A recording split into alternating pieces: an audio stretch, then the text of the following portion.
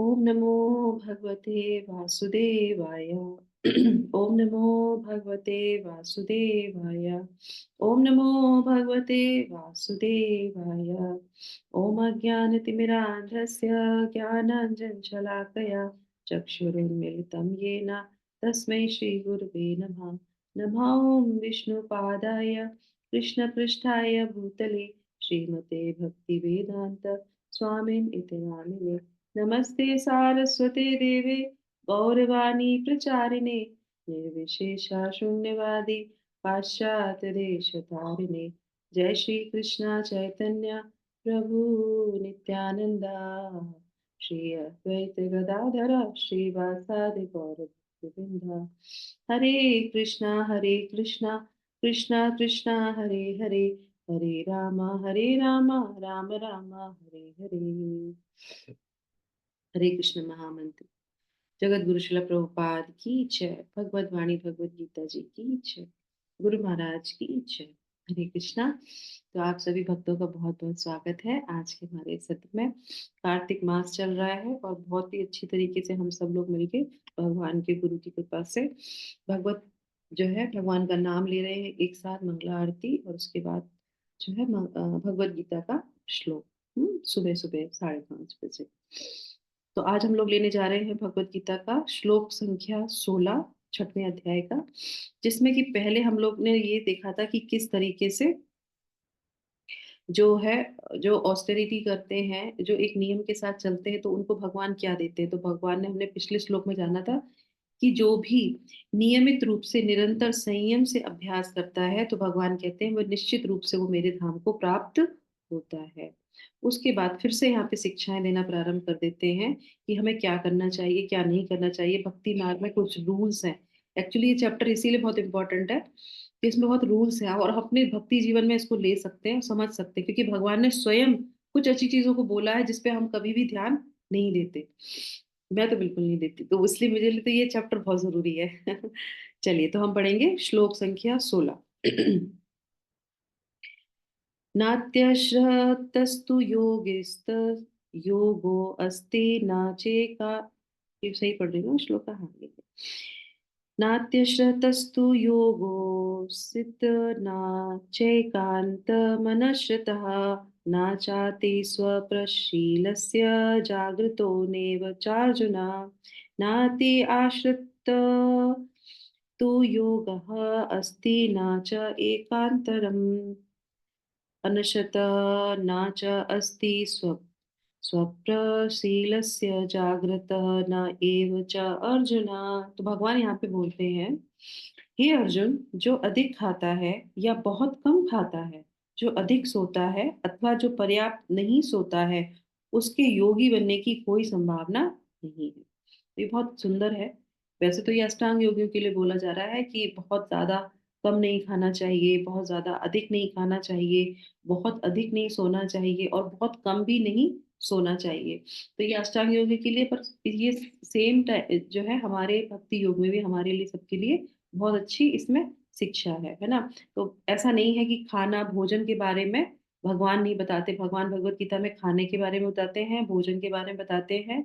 और वो भी नहीं है, आगे चल के जब हम पढ़ेंगे चैप्टर्स ज्ञान योग में, तो उसमें हमें पता चलेगा कि भोजन भी 3 तरीके से खाया जाता है, 3 गुणों में भोजन भी खाया जाता है जो हम अन्न ग्रहण करते हैं। तो उसके बारे में भी सारी हमको शिक्षाएं भगवान देते हैं भगवत गीता में। तो तात्पर्य पढ़ेंगे। यस, पढ़िए माता जी। हरे कृष्णा। जगत गुरु श्री श्री शिला प्रभुपाद की जय। यहाँ पर योगियों के लिए भोजन तथा नींद के नियमन की संस्तुति की गई है। अधिक भोजन का अर्थ है शरीर अथवा आत्मा को बनाए रखने के लिए आवश्यकता से अधिक भोजन करना। मनुष्य को मांसाहार करने की आवश्यकता नहीं है, क्योंकि प्रचुर मात्रा में अन्न, शाक, फल तथा दुग्ध उपलब्ध है। ऐसे सादे भोजन पदार्थ भगवत गीता के अनुसार सतोगुणी माने जाते हैं। मांसाहार तो तमोगुणियों के लिए है। अतः जो लोग मांसाहार करते हैं, मद्यपान करते हैं, धूम्रपान करते हैं और कृष्ण को भोग लगाए बिना भोजन करते हैं, वे पाप कर्मों का भोग करेंगे, क्योंकि वे केवल दूषित वस्तुएं खाते हैं। भुजाते तवंचे पापा ये नित्य आत्मा करनागात। जो व्यक्ति इंद्रिय सुख के लिए खाता है या अपने लिए भोजन बनाता है किंतु कृष्ण को भोजन अर्पित नहीं करता, वह केवल पाप खाता है। जो पाप खाता है और नियत मात्रा से अधिक भोजन करता है, वह पूर्ण योग का पालन नहीं कर पाता। सबसे उत्तम यही है कि कृष्ण को अर्पित भोजन से उचिष्ट भाग को ही खाया जाए। हरे कृष्णा कृष्णा। माता जी, हरे हरे कृष्णा माता जी। माता जी। यस, नेक्स्ट सुषमा सिंह माता जी। हरे कृष्णा। कृष्ण भावना भावित व्यक्ति कभी भी ऐसा भोजन नहीं करता जो इससे पूर्व कृष्ण को अर्पित न किया गया हो। अतः केवल कृष्ण भावना भावित व्यक्ति ही योगाभ्यास में पूर्णता प्राप्त कर सकता है। ना ही ऐसा व्यक्ति कभी योग का अभ्यास कर सकता है जो कृत्रिम उपवास की अपनी विधियां निकाल कर भोजन नहीं करता है। कृष्ण भावना भावित व्यक्ति शास्त्रों द्वारा अनुमोदित उपवास करता है। ना तो वह आवश्यकता से अधिक उपवास रखता है, ना ही अधिक खाता है। इस प्रकार वह योगाभ्यास करने के लिए पूर्णतया योग्य है। जो आवश्यकता से अधिक खाता है वह सोते समय अनेक सपने देखेगा, अतः आवश्यकता से अधिक सोएगा। मनुष्य को प्रतिदिन 6 घंटे से अधिक नहीं सोना चाहिए। जो व्यक्ति 24 घंटों में से 6 घंटों से अधिक सोता है वह अवश्य ही तमोगुणी है। तमोगुणी व्यक्ति आलसी होता है और अधिक सोता है। ऐसा व्यक्ति योग नहीं साध सकता है। Hare Krishna. Hare Krishna. Thank you so much Mona माता जी और सुषमा माता जी। तो बताइए कौन कौन ज्यादा सोता है, कौन कौन ज्यादा खाता है और कौन कम सोता है। कम सोने की कैटेगरी में सबसे पहले नंबर मेरा आता है तो यहाँ पे बहुत अच्छा बता रहे हैं कि जो है शिला प्रभुपाद समझाते हैं कि इस सबसे पहली जो लाइन हमने पढ़ी थी भगवत गीता में, इसमें तो उसमें कहते हैं न अति अश्नता तू योगो अस्ति। तो कह रहे हैं कि अधिक खाने वाले का योग सफल नहीं होता है। तो हम अपने जीवन में देख सकते हैं ज्यादा खाना जो खाते हैं तो उनका क्या है, हमने अभी पढ़ा था शुरू में। देखिए हम लोगों ने सारणी बनाई थी, ध्यान है आपको वो सारणी? आप वो सारणी को अगर ध्यान रखेंगे तो आपको पता चलेगा। जो हम लोगों ने जो है कोषों की सारणी दी थी ना, सारणी दिखाई थी ना कोष की, है ना? 5-6 कोष कैसे कार्य करते हैं, तो आप देखिएगा कि अगर कोई व्यक्ति ज्यादा खाएगा तो उसका ध्यान किस पे जाएगा, भोजन पे ही रहेगा, है ना? तो क्या है, आग्नेय उसकी जो है, आग्नेय कह रही सॉरी, जो है अन्नमय कोष ज्यादा डेवलप रहता है। अन्नमय कोष ज्यादा डेवलप रहेगा तो आगे ऊपर तक वो जाएगा ही नहीं। ज्ञानमय कोश है, फिर साधना कैसे करेगा, तो जो है आनंदमय कोश तक कैसे पहुंचेगा, करेक्ट? तो अब आनंदमय कोश तक नहीं पहुंचने पे उसको आनंद प्राप्त नहीं होगा। आनंद प्राप्त नहीं होगा तो इसीलिए वो बताया गया था, वो सारणी इसीलिए थी। शुरू में ही वो सारणी इसलिए बताई गई थी कि जो अधिक खाना खाएगा तो अन्नमय कोश पे ही समझिए। तो हमने इसलिए बोला था आपको उस समय कि जरूरी नहीं कि छोटा बच्चा कि हर एक चीज मुंह में दे दी, बड़े बड़े लोगों का भी ध्यान किस पे जाता है, सिर्फ भोजन पे ही रहता है। उसके बाद थोड़ा सा, अब बहुत से लोग होते हैं ना, जब प्रसादम एकादशी आई, माता लोगों ने कहा कि आज हम अन्न नहीं बनाएंगे। उन घर में प्रभु जी लोग हैं, उनको गुस्सा आ गया, अरे क्यों नहीं बनाएंगे, क्यों नहीं होगा? तो एक दिन भी भूखा रहना मुश्किल हो जाता है उनके लिए, क्योंकि अन्न में कुछ डेवलप ज्यादा होता है तो वो उस चीज पे कंट्रोल नहीं कर पाते हैं। तो इसीलिए थोड़ा मुश्किल पड़ जाता है। तो और ऐसे लोग को फिर साधना करना मुश्किल होती है क्योंकि इंद्रियों पे कंट्रोल नहीं होता ना। तो इसलिए वो बताते हैं कि ऐसा बहुत ही मुश्किल है। अब इसके आगे जो है कि अब योगी है, एकांत जगह में जा रहा है, साधना कर रहा है, और उसके बाद फिर जो है सतयुग में ये होता था। सतयुग में जो है बताते हैं हमारे, इसमें लिखा है शास्त्रों में, उसमें बोलते थे कि जो हमारे प्राण है वो किसमें होते थे, हड्डियों में होते थे। प्राण जो है हमारे हड्डियों में होते थे। तो इस तरीके से ये जो साधना है, जो अष्टांग योग है, वो आराम से करी जा सकती थी। पर कलयुग में नहीं है, क्योंकि कलयुग में प्राण कहाँ पे है? किसी को पता है कलयुग में प्राण कहाँ पे है? अन्न में ही है प्राण। अगर नहीं खाएंगे तो बहुत मुश्किल हो जाएगी, क्योंकि कलयुग के लिए ये विधि नहीं दी गई है। इसीलिए जो भक्ति में आते हैं उसमें क्या करते हैं, प्रसाद भी खाते हैं। और बिल्कुल जैसे कि बिल्कुल कुछ नहीं खाना, बिल्कुल वैसे रहना बहुत मुश्किल है, नहीं कर सकते हैं। वो बहुत ही उच्च श्रेणी पे जो पहुंच जाते हैं भक्त, वही जाके वो सब चीजें कर पाते हैं, अन्यथा नहीं। और हमारे संप्रदाय में तो बिल्कुल भी मना किया है कि बिल्कुल आपको निराहार रह के, बिल्कुल पानी पे रह के और इतनी ऑस्टेरिटी करने की जरूरत नहीं है। तो इसी के संपर्क में देखो हम वो भी देख सकते हैं एग्जाम्पल कि जो है श्रीमद् भागवतम के जो है चतुर्थ स्कंद में आता है चतुर्थ स्कंद के पहले अध्याय के 19वें श्लोका में बताते हैं, जो अत्रि मुनि थे, अत्रि मुनि अपनी पत्नी के साथ, अनुसुईया के साथ जो है 100 वर्ष तक उन्होंने एक पैर पे खड़े होकर क्या किया, तपस्या की। और तपस्या कैसे की, उन्होंने जो है भोजन नहीं किया, उन्होंने सिर्फ जल पिया, वो भी और उनकी पत्नी भी। तो इस तरीके से सतयुग में तो ये हुए हैं और सफल भी हुए हैं। और दूसरे कौन है, ध्रुव महाराज। ध्रुव महाराज ने क्या किया था, किसी को याद है कि वो कैसे कैसे एक पहले महीने में उन्होंने क्या किया। तो पहले महीने में वो क्या करते थे, पहले ये भी चतुर्थ स्कंद में ही आता है। तो पहले महीने में उन्होंने क्या किया, 3-3 दिनों में एक बार जो है भोजन करते थे। पहले महीने 3-3 दिनों में एक बार भोजन किया। उसके बाद दूसरे महीने में क्या किया, 6-6 दिनों में। दिन की अवधि बढ़ा दी अगले महीना, जैसे हमारे चतुर्मास है तो हमने पहले महीने क्या छोड़ा, साग छोड़ा, दूसरे महीने में दूसरी चीज छोड़ी, है ना। तो ये हमारे नियम ऑटोमेटिकली हमारे शास्त्रों में जो है, तो ये हम लोग कर लेते हैं उसको आराम से। और उन्होंने भगवान को प्राप्त करना चाहा था, तो दूसरे महीने में उन्होंने भोजन भी बंद कर दिया। फिर 6-6 दिनों में वो सिर्फ क्या करते थे, सूखे पत्ते खाते थे। और तीसरे महीने फिर 9 दिन में 3, 6 और 9, 9 दिनों में केवल एक बार जल पीते थे। कौन, ध्रुव महाराज।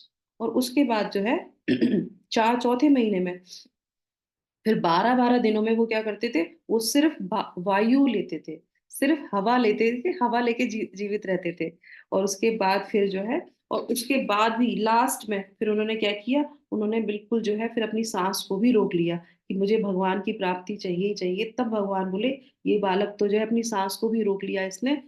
उन्होंने सांस रोकी तो ऐसा वर्णन आता है कि सारी हवा रुक गई थी बिल्कुल, क्योंकि इतनी घोर तपस्या कर रहे थे। तो आज कुछ ऋषि मुनि ऐसे थे जो अपनी तपस्या करते थे तो हवा वायु सबको रोक लेते थे, अग्नि को रोक सकते थे इतनी। इसीलिए बोले कि इसमें हम लोगों ने पढ़ा था कि योगी का मतलब ये नहीं होता है कि वो कोई सिद्धि प्राप्त करे, कोई योगिक क्रिया प्राप्त करे, सिर्फ भगवान की प्राप्ति। पर ध्रुव महाराज ने भगवान को प्राप्त करने के लिए ये कार्य किया था, और उनको क्या हुआ, भगवान प्राप्त हो भी गए थे, है ना। तो इस तरीके से हम शास्त्रों में देख सकते हैं, पर कलयुग में ऐसा संभव नहीं हो सकता है अगर हम कम खाते हैं या ज्यादा खाते हैं। उसके बाद जो है प्रभुपाद इसमें बहुत अच्छा, एक देखिए आपने तात्पर्य में ध्यान दिया होगा, 5 बताए हैं अर्थ भोजन के, किस तरीके का हम लोग को भोजन करना चाहिए।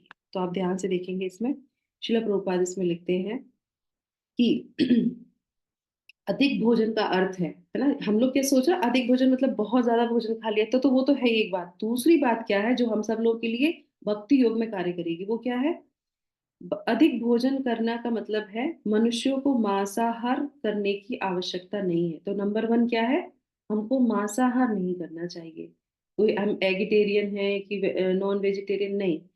अंडा मांस मीट कुछ भी नहीं खाना चाहिए, शास्त्र में लिखा ही नहीं है। तो शिला प्रभुपाद कह रहे हैं, ज्यादा आहार का मतलब, एक आहार का मतलब ये भी है कि मांसाहार नहीं करना है आपको, है ना। वो कोई भी चीज किसी को मार के खाएंगे तो वो जो है गलत हो जाएगा। उसके बाद क्या है, नहीं करना चाहिए। और उसके बाद फिर जो है नीचे दिया है इसमें कि हाँ, मांसाहार तो तमोगुण के लिए, अतः जो लोग मद्यपान भी नहीं करना है ना। जो हम लोग का पीते ना चाय कॉफी और वैसी चीजें जो होती हैं, अल्कोहल जो भी पीते हैं वो भी नहीं करना चाहिए। वो भी आहार, लोग आहार ही तो है, लोग आहार के लिए तो करते हैं, पर वो आहार नहीं है भगवत गीता के अनुसार, उसको नहीं करना चाहिए। उसके बाद क्या है, धूम्रपान नहीं करना चाहिए, कोई भी ऐसी चीज नहीं खानी चाहिए, सिगरेट पीना, तम्बाकू खाना, ये सब खाने खाने की चीजें इंटरेस्ट लेके, जीभ को अच्छा लग रहा है, शरीर को अच्छा लग रहा है, आत्मा को अच्छा लग रहा है, पर ये है ही नहीं ये शरीर के लिए, तो वो भी हमें नहीं करना चाहिए। और दूसरा लास्ट का पॉइंट, हम लोग ये सब कोई भी नहीं करते हैं, सबसे लास्ट में है, कृष्ण को भोग लगाए बिना नहीं भोजन करना चाहिए। चलो लहसुन प्याज छोड़ दिया, पर बिना भोजन भोग लगाए अगर खा रहे हैं, भगवत गीता के इस श्लोक के अनुसार बहुत, सच में बहुत ध्यान रखने वाली चीज है। और हम लोग को वो नहीं खाना चाहिए। कार्तिक का मास है, हम लोग को आगे भी ध्यान रखें, संकल्प भी ले सकते हैं इस कार्तिक मास में कि हम जो भी खाएंगे भगवान को भोग लगा के ही खाएंगे। यथा कदा कभी बहुत आपत्ति समय है नहीं है तो चलो ठीक है, बिना लहसुन प्याज का बिना भोग लगाए हमने खा लिया, पर कोशिश यही करनी चाहिए कि हमें बिना भोग लगाए, क्यों नहीं खाना चाहिए, कि अगर ऐसा करते हैं तो वो पाप कर्मों को ही जो है खाएंगे, वो दूषित चीजों को ही खाते हैं। आप सोचिए, बिना लहसुन प्याज का भी भोजन अगर भगवान को भोग नहीं लगाए तो क्या है, वो दूषित है। तो हमने अपनी सारी तपस्या खराब कर दी कि नहीं कर दी, दूषित है, भगवान के हिसाब से तो वो पाप है। अब खा लो तुम, इधर तुम कार्तिक मास रह रहे हो, उधर तुम ऐसा खा रहे हो तो पाप खा रहे हो। इस तरीके से वो हमारा पाप में हो जाता है। ठीक है, तो इस तरीके से हमें ध्यान रखना चाहिए। फिर वो ये कहते हैं कि नियमित मात्रा से अधिक भोजन करता है वह पूर्ण योग का पालन नहीं कर सकता है, तो हमें अधिक भोजन भी नहीं करना चाहिए। ठीक है, अब इसके आगे जो है ये जो श्लोक आता है, न च एकांतर एन अश्यनतः, बिल्कुल भोजन न लेने वाला भी योग सफल नहीं होता। ये तो हो गया अधिक खाने वाला। अब आहार की क्या कैटेगरी है वो भी हमने सुन ली। अब बोलते हैं जो बिल्कुल नहीं खाता उसका क्या होता है, तो ऐसा व्यक्ति भी जो है योग नहीं कर सकता। तो वो कहते हैं अथा केवल इसमें बताते हैं कि वो जो है कृत्रिम उपवास, ऐसा केवल कृष्ण भावना भावित व्यक्ति ही योगाभ्यास पूर्णतः कर सकता है, ना ही ऐसा व्यक्ति कभी योग का अभ्यास कर सकता है जो कृत्रिम उपवास की अपनी विधियां निकाल कर भोजन नहीं करता है। मतलब अपनी तरीके से ऑस्टेरिटी नहीं करनी चाहिए कि हमने अपना एक रूल बना लिया कि हम ऐसा नहीं करेंगे, हमें जो शास्त्र में लिखा है वैसे ही करना चाहिए। चतुर्मास है, चतुर्मास में जितनी ऑस्टेरिटी हो सकती है पर करो, पर ऐसी ऑस्टेरिटी नहीं जिससे आपकी साधना खराब हो जाए, है ना, कि कुछ ऐसी चीज हो जाए जो अदर, अगर आप अपनी साधना कर पा रहे हैं, सुबह मंगला आरती कर पा रहे हैं, उसके साथ साथ अगर आप एक टाइम भोजन कर रहे हैं तो बहुत अच्छी बात है, आप कर सकते हैं।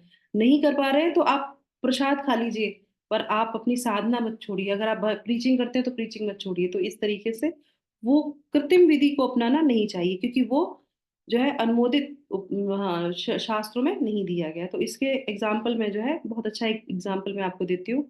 शिला प्रभुपाद के जो गुरु महाराज थे, गुरु महाराज का नाम पता है आप लोगों को ना?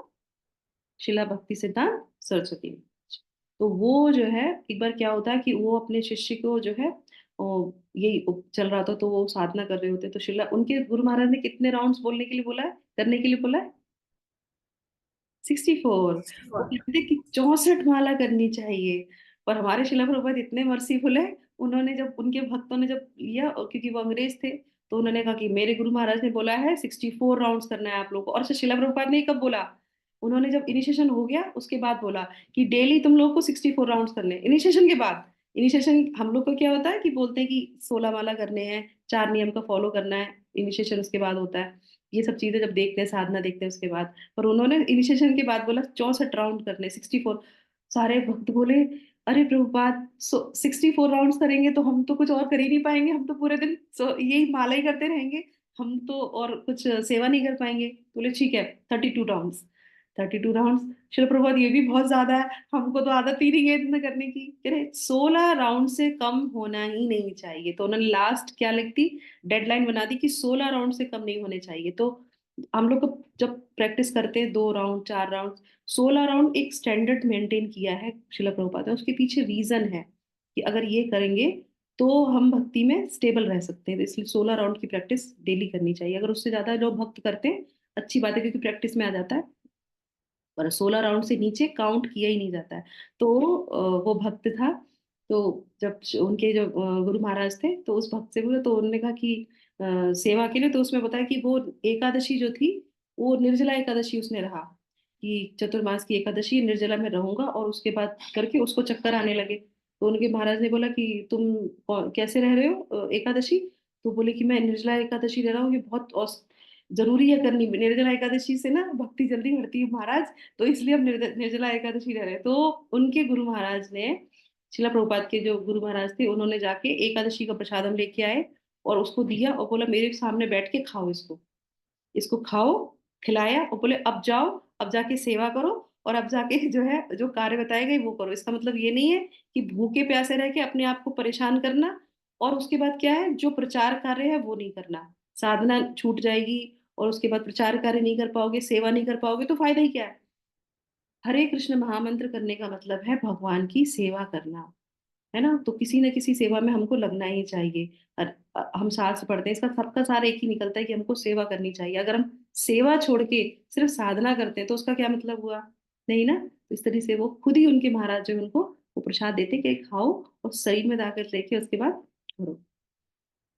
उसके बाद क्या आ जाता है, उसके बाद आ जाता है तात्पर्य में भी, हाँ उसके बाद है जागृतो न न एवच अर्जुना, हमें अर्जुन हमेशा जागने वाले को भी जो है योग सफल नहीं होता, है ना? अब वो हर समय अगर जागता रहेगा, सोएगा नहीं, तो उसको भी जो है योग में उन्नत नहीं हो सकता है। पर ये किसको बोल रहे हैं वो? अर्जुन को बोल रहे हैं। क्यों बोल रहे हैं अर्जुन को? क्योंकि अर्जुन के अंदर वो कला थी। अर्जुन जो है, जब किसी पे टारगेट करते थे तो वो इतना अभ्यास करते थे कि वो रात की नींद भी नहीं लेते थे। इसीलिए उनको बोला था कि अर्जुन ने अपनी जो निद्रा थी, जो जो थी उस पे उसको भी जीत लिया था।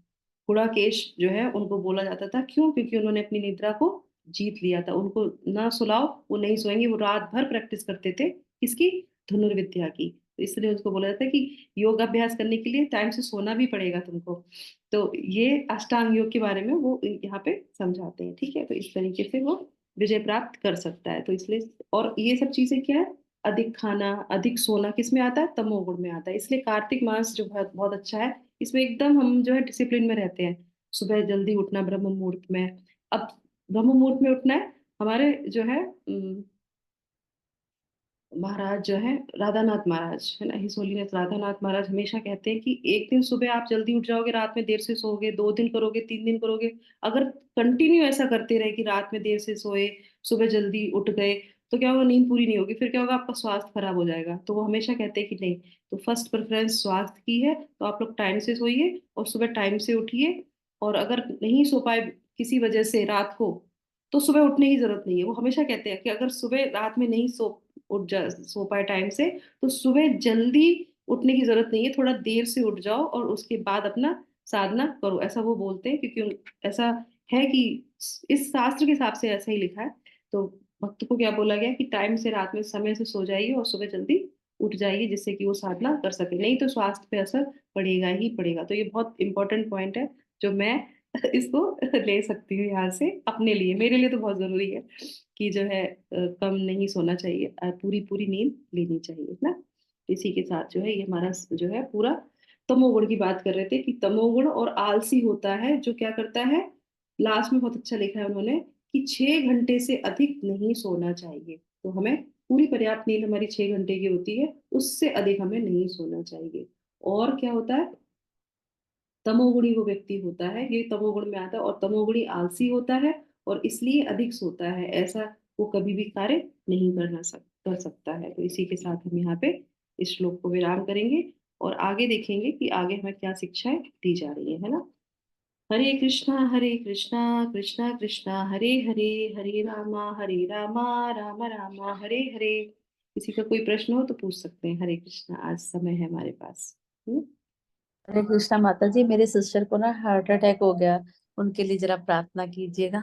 हाँ बिल्कुल बिल्कुल माता जी, अभी हम करते हैं सत्य के। किसी को कोई प्रश्न तो नहीं है ना इससे संबंधित? नहीं? ठीक है, तो हम माता जी की बहन के लिए, उनके उत्तम स्वास्थ्य के लिए भगवान से प्रार्थना करते हैं। 3 बार हरे कृष्ण नाम मंत्र बोल के। हरे कृष्णा कृष्णा हरे कृष्णा कृष्णा कृष्णा कृष्णा कृष्णा हरे कृष्णा हरे, हरे हरे हरे, रामा हरे हरे रामा रामा हरे राम रामा राम हरे राम हरे, राम हरे हरे हरे। हरे हरे कृष्णा कृष्णा कृष्णा कृष्णा कृष्णा कृष्णा हरे हरे रामा हरे, हरे हरे रामा रामा राम हरे राम रामा हरे राम हरे, राम हरे हरे कृष्णा हरे। कृष्णा हरे कृष्णा कृष्णा कृष्णा कृष्णा हरे हरे, तो भगवान से प्रार्थना है कि ये जल्दी से स्वस्थ हो जाए। ठीक है, धन्यवाद। हरे कृष्ण। धन्यवाद माता जी। Hare Krishna, thank you so much. Hare Krishna.